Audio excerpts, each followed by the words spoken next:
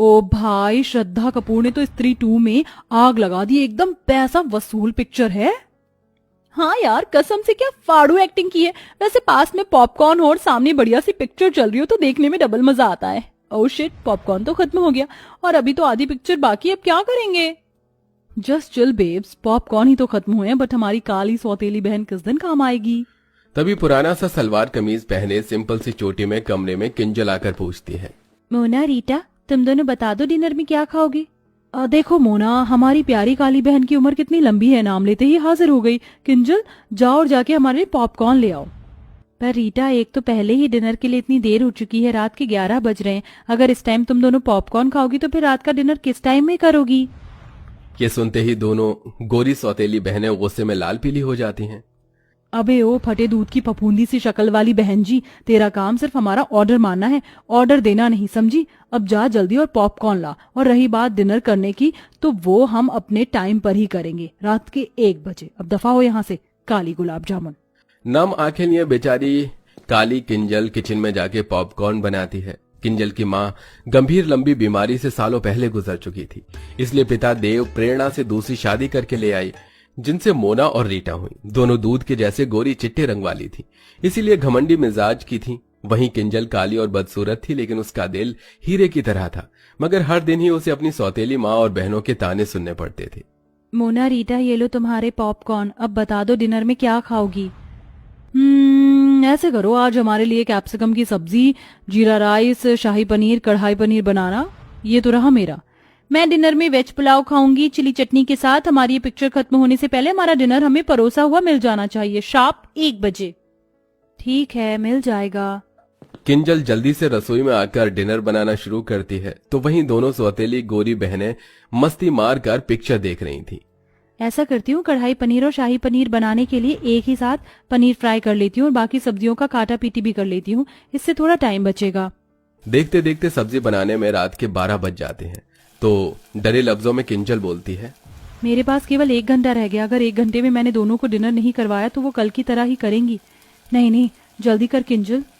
देखते देखते घड़ी की सुई 1 पर आ जाती है, लेकिन दोनों सौतेली बहनों को डिनर परोसने में किंजल को 2 मिनट लेट हो जाता है, तो दोनों अकड़ जाती हैं। तुमने हम दोनों को 2 मिनट लेट डिनर दिया है, इसकी पनिशमेंट मिलेगी। लो खाओ खाओ, बहन के हाथ से खाने से प्यार बढ़ता है। नहीं मोना, मुझे क्षमा कर दो, कल से बिल्कुल देर नहीं होगी, मैं तुम दोनों को टाइम से डिनर करवाऊंगी। बोलते बोलते किंजल की आंखों से डर के मारे आंसू छलक पड़ते हैं। मैंने कहा खाओ। मोना भाप निकलता खाना उसे खिला देती है। खाना काफी ज्यादा गर्म होने की वजह से बेचारी किंजल का मुंह जल जाता है। फिर मोना रीटा डिनर करते करते रात के 1 से 2 बजा देती हैं। किंजल झूठी प्लेट उठाकर किचन में आ जाती है और बिलख बिलख कर रोने लगती है। हे भगवान, तूने मुझे कैसी जिंदगी दे दी है, अपने घर में मैं नौकरानी हूँ। रोते रोते वो किचन में ही चटाई डालकर सो जाती है। तभी सुबह के 5 बजते माँ प्रेरणा किचन में धमक पड़ती है और लात मारकर जगाती है। अरे ओ काली कलूटन, चलो जल्दी से। लेकिन जब किंजल नहीं जागती तो मोना रीटा भरी बाल्टी का पानी डाल देती हैं, जिससे वो घबरा कर उठ जाती है। हे भगवान जी, ये मुझ पर पानी किसने डाला? ये शुभ काम हमने किया है। मोना रीटा, ये क्या बदसलूकी है, किसी सोते हुए इंसान के साथ इस तरह से पेश आना, जबकि तुम दोनों ने देखा था कि रात को मैंने तुम दोनों को 1 बजे डिनर करवाया था। उसके बाद सोते सोते मुझे 2-3 बज गए थे। ये सुनते ही प्रेरणा अपनी गोरी सुंदर बेटियों की साइड लेते हुए बोलती है, अरे ओ कोयला खादान, मैं देख रही हूँ कि तेरी ये कैची जैसी काली जुबान कुछ ज्यादा ही चलने लगी है। उठ और नाश्ता बना, समझ गई? जी माँ। आधी अधूरी नींद में ही बेचारी किंजल उन्हें नाश्ता करवाती है और फिर पूरे घर में झाड़ू पोछा लगाती है। तभी पिता देव घर लौट आता है, तो दोनों सौतेली बहनों की शक्लें बन जाती हैं। आगे पिताजी, अब शुरू हो जाएगा दोनों बाप बेटी का मेलो ड्रामा। किंजल बेटी, तू क्यों पोछा लगा रही है? काम वाली नहीं आई है क्या? वो पापा। तभी बात काटती हुई प्रेरणा बीच में बोलती है, अरे देव जी, वो आज ना तुलसी की तबीयत ढीली हो गई थी, इसलिए आई नहीं। मैंने तो बोला था किंजल को कि मैं कर लूंगी, ला दे मेरी बच्ची, तू नाश्ता कर। वैसे आप ऐसे अचानक से कैसे आ गए? कोई खबर भी नहीं दी, ना कोई फोन कॉल किया। वो 1-2 दिन की छुट्टियां मिली थी, इसलिए चला आया किंजल को देखने। पापा, आपको तो किंजल दीदी के अलावा हम दोनों दिखते नहीं, थोड़ा प्यार हमें भी दे दीजिए, आफ्टर ऑल हम आपकी बेटी हैं। हाँ जानता हूँ। देव अक्सर काम के सिलसिले में महीने महीने बाहर रहता था, इसलिए उसे इस बात की कानों कान खबर नहीं थी कि उसकी दोनों सौतेली बेटियों ने किंजल को नौकर बनाकर रखा था। वो हर महीने खाना बनाने वाली और 3 टाइम के बर्तन मांजने वाली के पैसे भिजवाता, जिसे प्रेरणा बेटियों में उड़ा देती थी। लगभग 2 दिन बाद देव वापस लौट गया और फिर से सब वही शुरू हो गया। इसी तरह दिन गुजरने लगे और अब किंजल के कॉलेज के फाइनल वर्ष की परीक्षा शुरू होने वाली थी। इसलिए वो अपनी दोनों सौतेली बहनों के पास आकर बोलती है, मोना रीटा, आज से तुम दोनों डिनर 9-10 बजे तक कर लेना प्लीज। तो आंखें चढ़ाकर दोनों ने ठाए से कहा, मगर वो क्यों भला? क्योंकि कल से मेरी परीक्षा शुरू हो रही है तो मुझको पढ़ाई भी करना है। क्यों रे जली भरते की शक्ल वाली, तुझे क्या लगता है कि तू पढ़ लिख कर कलेक्टर बन जाएगी? बेलिनी तुझे रोटियां आई हैं। हम अपना रूटीन नहीं बदलेंगे। हम रात के 1 बजे डिनर करती थी और 1 बजे ही करेंगे, समझ गई? दोनों का फैसला सुनकर मायूस मन से किंजल उन्हें 1 बजे रात में डिनर करवाती है और बाकी टाइम घर के कामों में उलझ कर रह जाती थी। एक दिन जब वो रात के डिनर के लिए दोनों से पूछने आती है तो दोनों शॉर्ट सा गाउन पहने मेकअप में लगी पड़ी थी। मोना रीटा, तुम दोनों कहीं जा रही हो क्या? हाँ, आज हम दोनों पार्टी करने जा रही हैं। अच्छा, तो फिर तुम दोनों खाना तो वहीं से खाकर आओगी ना? तो फिर मैं रात का डिनर रहने देती हूँ। अच्छा जी, क्यों री काली भैंसिया, तुझे क्या लगता है हम तुझे आराम फरमाने देंगे? चुपचाप से हमारा डिनर बनाकर तैयार रखना। आज डिनर में हम आलू गोभी, मिक्स वेज, लच्छा पराठा खाएंगी। जानबूझकर दोनों लंबी चौड़ी लिस्ट देती हैं। तभी वो मायूसी से बोलती है, इतना खाना बहुत ज्यादा नहीं हो जाएगा डिनर के हिसाब से? कुछ ज्यादा नहीं होगा, तू बना देना बस। दोनों ऑर्डर झाड़कर चली जाती हैं। किंजल सारा डिनर तैयार कर देती है, लेकिन दोनों बहनें पार्टी में से फुल पेट खा पी कर आती हैं, जिस वजह से रात का डिनर नहीं खाती। इसलिए अगले दिन खाना बच जाता है तो प्रेरणा किंजल पर आग बबूला हो जाती है। किंजल, अरे ओ किंजल, अरे ओ काली भैंसिया कहाँ है? किंजल डरते हुए प्रेरणा के आगे हाजिर होती है। जी माँ, बुलाया आपने? क्यों री, ये सब क्या है? रात को क्या पूरे मोहल्ले को दावत करवानी थी? कितना खाना बनाया था जो सारा बच गया। ये भरे पतीले के पुलाव, पता है ये चावल कितने महंगे आते हैं? और तू मजे से बना बना कर फेंक रही है।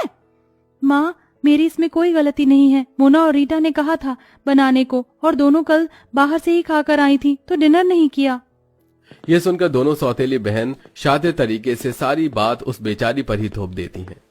ओ, कितनी झूठी और मक्कार है ये। माँ कसम से हमने तो बोला भी नहीं था डिनर बनाने को, अपने मन से बनाया। ये सुनकर प्रेरणा किंजल को बहुत पीटती है। माँ, मत मारो ना माँ। बहुत चर्बी बढ़ गई है तुझको शाही पकवान खाकर। आज से तेरा खाना बंद, अब केवल तुझको सूखी रोटी मिलेगी बस। इस तरह गलती न होने के बाद भी अब किंजल सारा दिन किसी कोल्हू के बैल की तरह काम करती और दोनों सौतेली बहनों को उनके मन मुताबिक रात के 1 बजे डिनर करवाती, जिससे उसका शरीर बहुत ही कमजोर पड़ जाता है। अरे ओ बहन जी, ये कैसी काली दाल बनाई है तूने, अपनी सूरत के जैसी। अब कौन खाएगा इसको? सब्जी भी एकदम बीमारों वाली बनाई है। रुक जा तू। गुस्से में मोना उसके बाल पकड़ लेती है, जिससे वो चक्कर खाकर बेहोश हो जाती है। उसी टाइम आधी रात को पिता देव घर लौट आता है और बेटी की बिगड़ी हालत देखकर आपा खो देता है। किंजल बिटिया उठना, आखिर तुम दोनों ने क्या किया है इसके साथ? देव डॉक्टर को बुलाता है। जहां एक तरफ डॉक्टर उसकी जांच पड़ताल करते हैं तो वहीं दोनों सौतेली बहनों की आंत सूखी जा रही थी।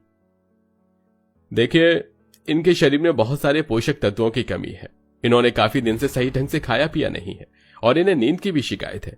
इनको भरपूर नींद और अच्छे खान पान की जरूरत है। तभी किंजल को होश आ जाता है। दोनों बहनों को पसीने छूटने लगते हैं। अब तो ये पिताजी के आगे सब बोल देगी, हमारी वाट लगा देगी कि हम इससे रात के 1 बजे डिनर बनवाते हैं। लेकिन किंजल कुछ भी नहीं बोलती, जिससे दोनों घमंडी बहनों का स्वभाव बदल जाता है और वो रोते हुए कहती हैं, आई एम सॉरी किंजल, हम दोनों को माफ कर दो। हमने तुम्हें आधी आधी रात को डिनर बनवाने के लिए मजबूर किया। किंजल दोनों को माफ कर देती है और अंत में दोनों बहनें उसका अच्छे से ख्याल रखती हैं। साथ ही उनकी बुरी लत जो रात के 1 बजे डिनर करने की थी वो भी खत्म हो जाती है।